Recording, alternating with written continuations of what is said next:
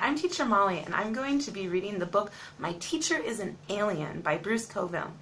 Now, we're studying science fiction, and the best science fiction books that I know are chapter books. So there's not really any pictures, but my students have helped me out by drawing some pictures to illustrate the story. So we'll start with chapter 1 today, Missing, one 6th grade teacher. "Hey, geekoid!" yelled Duncan Dougal as he snatched Peter Thompson's book out of his hand. "Why do you read so much? Don't you know how to watch TV?" Poor Peter. I could see that he wanted to grab the book back from Duncan, but I also knew that if he tried, Duncan would cream him. Sometimes I wonder if Duncan's mother dropped him on his head when he was a baby. I mean, something must have made him decide to spend his life making other people miserable. Otherwise, why would he spend so much of his time picking on a kid like Peter Thompson? Peter never bothers anyone.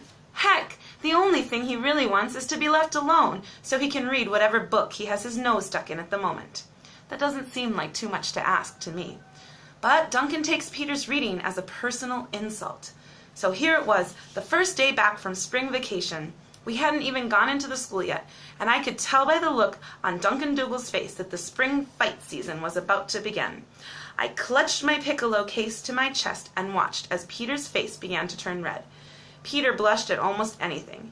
He was tall and thin and wore glasses, and he was the smartest person I had ever met, grown-ups included.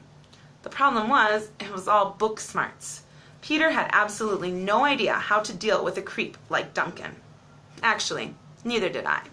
If I did, I would have stopped him, but the one time I tried to come between Duncan and Peter, I ended up with a black eye myself. Duncan claimed it was just an accident, of course. "Susan just jumped right in front of my fist," he said, as if I was the one who had done something wrong. To tell you the truth, I think Duncan punched me on purpose. Most guys wouldn't hit a girl, but Duncan doesn't mind. It was his way of warning me to keep my nose out of his business. As I watched Duncan squinting down at Peter, it occurred to me that the 6th grade can be a dangerous place if you don't watch out. Stacy Benoit was standing a few feet away from Peter, pressed against the school wall and looking nervous. Stacy is this incredibly good kid who never gets in trouble ever. She hates fights even more than I do.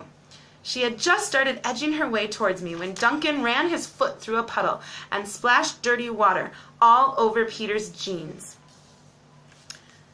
"Cut it out, Duncan," said Peter.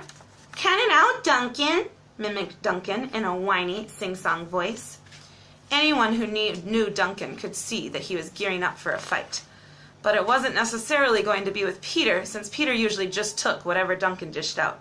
I figured Duncan was using him as a warm-up, so I was a little surprised when he tossed Peter's book into the puddle. Even Duncan should have known that it was something you just don't do to Peter. "Oops," he said maliciously. "I dropped it." I heard Stacy gasp as Peter launched himself off the wall and bashed his head into Duncan's stomach. Within seconds, the two of them were rolling around on the ground. "I hate it when this happens," said Stacy, as the boys surrounded Peter and Duncan in a shouting, cheering circle. The fight hadn't gone on more than 10 seconds when a tall blonde man came pushing through the crowd. Without saying anything, he grabbed the two fighters and hauled them to their feet. "Wow," I thought when I saw him lift the two of them right off the ground. "That guy is really strong." "Stop," he said. Then he gave them each a shake and set them back down on their feet. "Peter started it," said Duncan. He's such a creep, he probably didn't even know he was lying. Peter wiped the back of his hand across his mouth. "I did not," he said sullenly. I could see that his hand was trembling. "No more," said the tall man, as if he really didn't care who started it. "Do you understand?" "Yes, sir," mumbled Peter. I wanted to shake him. He made it sound as if the whole thing had been his fault. "Do you understand?" said the tall man again, looking directly at Duncan. "Sure," said Duncan. "I got it." "Good," said the tall man. Then he turned on his heel and marched back into the school. Duncan made a face at the man's back, then wandered off to find someone else to pick on. "Who was that?" asked Peter, as I handed him his soggy book. "Who knows? I never saw him before. He's probably a new sub. Come on, let's go inside." Peter and I were usually the first ones into school, but not by much. Our whole class went in early. That's because our teacher, Miss Marie Schwartz, was so totally great. The thing I liked best about having her was that she was the only teacher in Connecticut Falls Elementary who always did a play with her class. I've always wanted to be an actress when I grow up, but until 6th grade, I never had a chance to find out what it was like to be on stage. The play would be our last major project, and we had planned to start rehearsals right after spring vacation. Unfortunately, when we got to our room, Mrs. Schwartz was nowhere to be seen. The tall, blonde man was standing beside her desk, talking to a short, red-faced man who had almost no hair, our school principal, Dr. Bleekman. Where was Mrs. Schwartz? Peter and I went to our desks. I wasn't happy. I had a bad feeling about this whole thing. "The sub is handsome," whispered Stacy, who had come in beside us. "I suppose so," I said grudgingly. "Where do you suppose Miss Schwartz is?" Stacy shrugged.